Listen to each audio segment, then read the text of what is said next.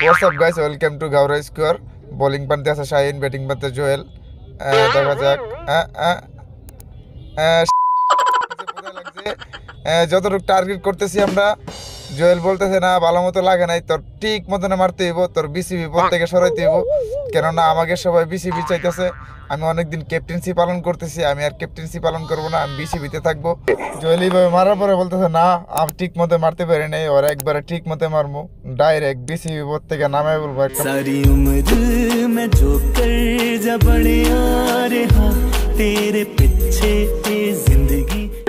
তোমাদের যা কিছু আছে তাই নিয়ে প্রস্তুত থাকো। মনে রাখবা, রক্ত যখন দিয়েছি রক্ত আরো দেবো।